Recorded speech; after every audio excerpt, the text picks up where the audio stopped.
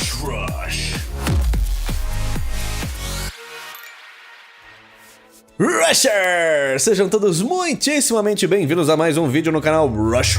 O meu nome é Guilherme Freitas e um dos meus grandes compromissos de 2019 é ver se eu consigo ir além dos meus limites e fazer aquilo que eu não fazia. E hoje você confere o processo acelerado da minha arte no tema do desafio semanal que teve aí, criatura gigante com um cenário, né? E cenário que envolve perspectiva, envolve elementos com arquitetura, às vezes veículos e outras coisas assim, sempre foram grandes desafios pra mim e eu sempre evitei fazer esse tipo de coisa. Eu focava nos personagens, nos rostos, nos retratos. Eu sinto que você também faz um pouco disso, não é mesmo, meu amigo? E dessa vez eu tentei usar tudo isso, essas coisas difíceis, para valorizar esses elementos que eu já tenho um pouco mais de domínio, como a figura humana e coisas mais orgânicas, como um monstrão kaiju gigante, né? Mas, para fazer toda essa parte pesada do trabalho, eu usei todas as ferramentas e os auxílios que eu pude encontrar, de referências a plugins, a outros programas. Eu fiz o máximo que eu pude para dar uma facilitada, porque eu sei que se eu for fazer sozinho, vai ficar mais ou menos como o rascunho do desafio, né? E se você é novo aqui no canal, não se esqueça de se inscrever para conferir muitos outros vídeos com esses mesmos temas sobre arte e pintura digital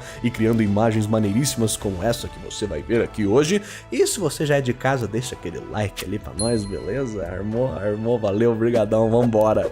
Para começar, eu fui lá no Blender, aquele belíssimo software gratuito de 3D, e construí um protótipo de cidade para planejar ali mais ou menos como seriam os prédios, as alturas disso, né? A distância e o tamanho da rua e todas essas coisas, né, calçadas e tudo mais. Então com essa imagem eu fiz um pequeno render, marquei um print e usei isso para começar o meu rascunho. E o legal de você construir uma cena 3D é que você, inevitavelmente, numa cena 3D, vai ter que usar, normalmente, ali uma câmera. E você constrói essa câmera e você posiciona ela naquele ambiente e você define a altura que ela está no lugar, o ângulo que ela observa. E isso é algo que a gente acaba não pensando muito quando estamos desenhando. Onde está a câmera? Onde está a pessoa que observa aquela cena? Porque se você for parar para pensar, toda imagem que a gente consegue produzir, que seja de um cenário, né, de um ambiente, é uma perspectiva pontual de alguém, né? É uma câmera, um olho, uma pessoa, um bicho, mas é alguém olhando algo. E isso é muito interessante, né? Porque a gente assume que quando a gente desenha, nós estamos desenhando os objetos ou desenhando o mundo, mas não, a gente está desenhando a visão de alguma entidade ali, pode ser só uma câmera 3D, mas isso é muito legal. A altura da câmera vai definir um monte de coisa importante na cena, inclusive a sensação que você vai ter, né? Aqui, nessa cena, eu subi bastante a câmera, porque eu queria fazer o nosso personagem Raveno aqui flutuando no ar bem alto, e eu queria que a câmera estivesse mais ou menos na mesma altura que ele, ou algo próximo disso. Então, ali a gente vai estar compartilhando da altura do personagem principal, a gente tem mais ou menos uma ideia do que ele estaria vendo naquela situação. Então, onde você posiciona a câmera arruma muitas coisas interessantes, né? Eu acho que o cinema e a fotografia são áreas que você vai ver isso com mais frequência, mas o quadrinho, né, a arte de construir imagens e quadros é muito disso também. E isso é difícil, por isso que essa imagem está sendo um bom exercício para mim. Com o print desse cenário que eu fiz no Blender, eu usei também outro coisinho para me ajudar. Eu usei o aplicativo, o plugin, o programinha externo pago, o Lazy Nezumi. No Photoshop, ele me permite utilizar diferentes réguas e linhas guias de perspectiva para construir um monte de coisa divertida com muito mais facilidade. E eu usei uma que tinha uma distorção de olho de peixe, então ele já trazia para mim de forma automática a curvatura que eu precisava utilizar ali para dar aquele efeito bonito, né? Deixa aquelas superfícies verticais com aquela curvatura esférica que uma lente, né, de olho de peixe deixa, e o que é super dinâmico, né? Eu nunca tinha feito nada assim de verdade. Teve uma vez ou outra que eu utilizei algo parecido numa ilustração que eu fiz para um cliente há muito tempo atrás, mas aqui foi algo bem mais desafiador. Porém, como você já deve estar imaginando, desenhar uma cidade com uma rua e provavelmente veículos e um monstro gigante e um personagem lutando com ele, talvez não tenha sido uma ideia tão fácil de executar, né? Algo meio não muito rápido pra resolver. Pois é, tem aqui pelo menos 9 horas de gravação, galera. Muito mais do que eu tenho normalmente, né? E mais até mesmo do que aquela arte do Billy que eu fiz pro Jovem Nerd, que foi uma das artes mais detalhadas aqui do canal, que eu tive umas 8 horas e meia, eu acho, ali de gravação. Apesar que é muito mais horas de trabalho, mas horas de gravação é isso daí. Vamos ver se o resultado dessa arte aqui vai valer a pena. Porque pelo aprendizado que eu tive, já valeu. E valeu muito. Então eu preciso que você diga aí no final se você gostou do resultado, se você achou que ficou maneiro, que valeu a pena. Uma das partes que eu sabia que seria muito complexa de se fazer nesse trabalho aqui seria a inclusão dos detalhes dos prédios. Porque, né, fazer ali um retângulo gigante é até mais ou menos simples. Mas eu sempre fico naquele vazio completo na cabeça. Eu não sei nem como começar a hora de detalhar esses prédios, né? Eu não sei como incluir, onde incluir. E eu sabia que tinha que ter janela, talvez portas embaixo, né? Mas eu tinha uma certeza dentro de meu cérebro que nesse momento a melhor coisa a se fazer era procurar por boas referências. E como o nosso personagem, o Raveno, foi criado para ser integrante do mundo da Marvel, me fez sentido imaginar ele como um morador de Nova York, afinal todo mundo mora lá, né, na Marvel.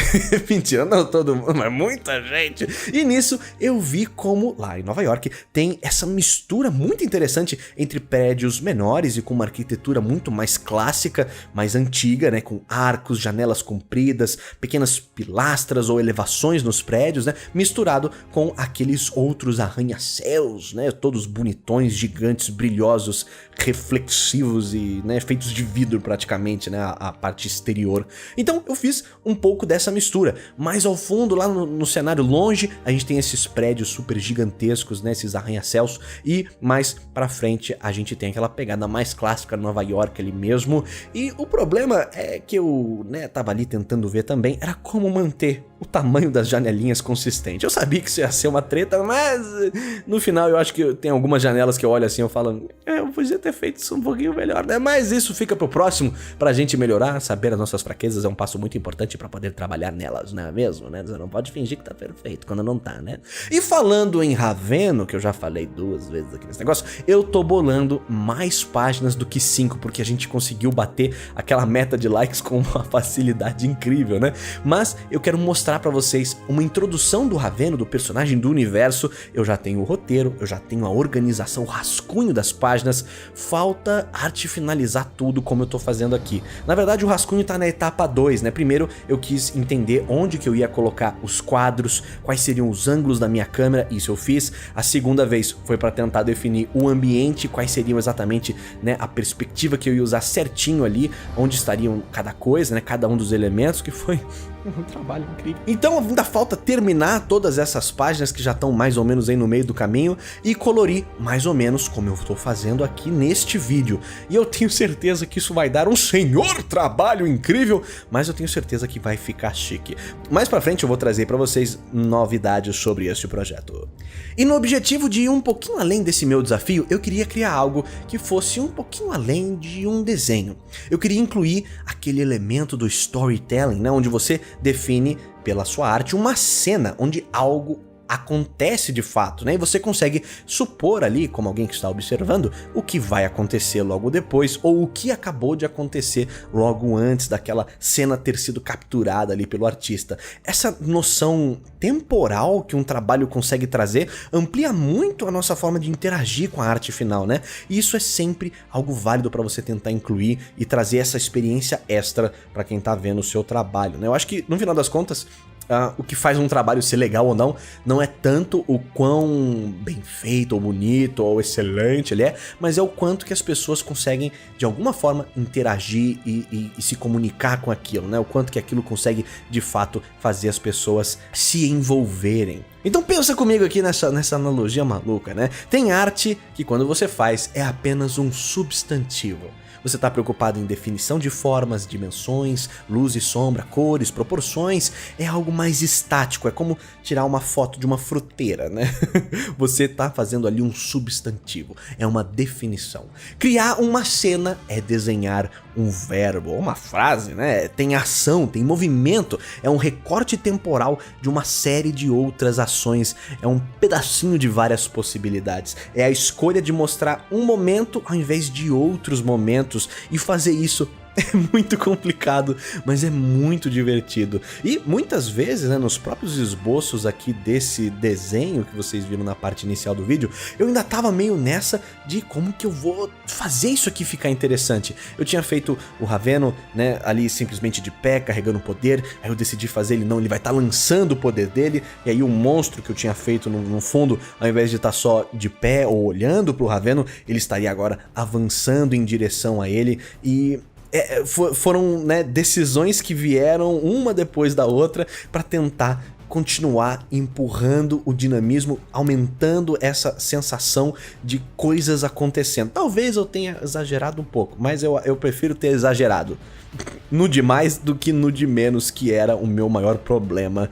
Então eu coloquei ali esse reforço para a gigantice do nosso monstro, com esse ângulo de visão, né? A natural deformação que ocorreria entre as diferentes proximidades das partes do corpo dele. Então o braço mais próximo, muito maior, a cabeça mais distante, mas ainda assim grande, as perninhas mais ao fundo, começando a diminuir. Eu acho que isso é muito legal e ajuda bastante a gente a trazer essa dimensão de proporção gigantesca. Porque se você faz uma criatura enorme, mas vista tão de longe que ela quase parece uma coisa pequena, aí você vai ter que convencer a gente com a escala dos objetos que ele está próximo, né? Então você vê um prédio e você fala, bom, claramente isso tem que ser um bicho gigante porque olha para esse prédio. Mas isso é algo que você acaba aprendendo aí, vendo aqueles Tokusatsu, aqueles Power Rangers, aqueles Ultraman, que também foi uma grande referência para esse personagem, para esse caranguejo aqui, né? Por causa da característica, principalmente bípede, né? Que os bichos do Ultraman tinham, porque afinal de contas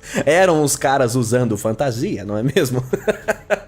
E um problema de muitas das cenas do Ultraman que acontecia muitas vezes é quando a câmera tava, por exemplo, na mesma altura da cabeça dos personagens gigantescos. Ficava parecendo dois caras de fantasia num cenário em miniatura, mas quando a câmera se aproximava mais do solo, a impressão de que ele era gigante era muito maior. Tanto que é assim que eles faziam o efeito do Ultraman crescendo, né? Eles colocavam a câmera lá embaixo e elevavam o próprio Ultraman numa plataforma de madeira com dois caras embaixo empurrando pra cima. Então era tudo feito na mão, mas a ideia de o ângulo da câmera, o ângulo de visão, a altura da câmera, tudo isso importa muito, e eu tentei trabalhar com tudo isso daqui também. Eu também encontrei, ó, falando em referências, né, além de Ultraman, um caranguejinho roxo aí na internet, enquanto eu procurava essas refs, né, ele tinha um olho laranja muito bonito, e eu falei, que cor alienígena, né, então eu decidi tentar aplicar isso daqui também. Pessoal, eu demorei muito nesse trabalho, principalmente para bolar o rascunho e o conceito dessa imagem, né? A parte inicial de desenvolvimento foi a mais difícil e, sinceramente, eu acho que isso revela algo importante sobre qual etapa do trabalho eu estava negligenciando e que talvez possa ser a mais fundamental na produção de um efeito final na minha ilustração, que pode ser aquilo que muda o meu trabalho. Porque eu tô mais ou menos satisfeito com a iluminação que eu fiz nesse desenho, mas eu fico imaginando que talvez num outro ângulo, provavelmente mais sem graça e com uma perspectiva não tão acertada, essa mesma pintura que eu fiz aqui seria insuficiente para ser tudo que essa arte precisava ser para contar essa história dessa cena épica do Raveno atirando carros em um monstro gigante em plena Nova York. Essa cena precisa de cenário, perspectiva, elementos de arquitetura e muito cuidado na hora de organizar tudo isso. É um conceito de verdade, né? Um pouquinho além do que só um retrato, como foi o primeiro vídeo desse canal nesse ano. Talvez você esteja em um momento aqui com o seu trabalho onde você não está exatamente conseguindo fazer o que você queria, a sua arte não está no nível que você quer. Mas lembre-se que a nossa capacidade de criar imagens é também proporcional à nossa familiaridade e o nosso domínio desses vários fundamentos e também dessas ferramentas para auxiliar esse processo todo. Eu acho que tem muito que acontece num ritmo que não é tanto definido pela nossa vontade, mas pela nossa possibilidade, né? A gente só consegue absorver uma quantidade X de conteúdo por tempo, então é uma jornada que precisa ocorrer no tempo, né? Numa decorrência, ela não acontece de um dia para o outro. É um passo de cada vez, cada um no seu ritmo, sempre indo em frente. Então manda bala, porque a jornada é aqui e agora. E essa é a minha arte aqui para o desafio. Eu tô muito feliz com esse resultado e ansioso para o próximo. Galera, novamente muito obrigado a todos pela audiência, pela curtida, pelo se inscrever que você deu aqui. A gente se vê no próximo, pessoal. Muito obrigado, valeu e falou!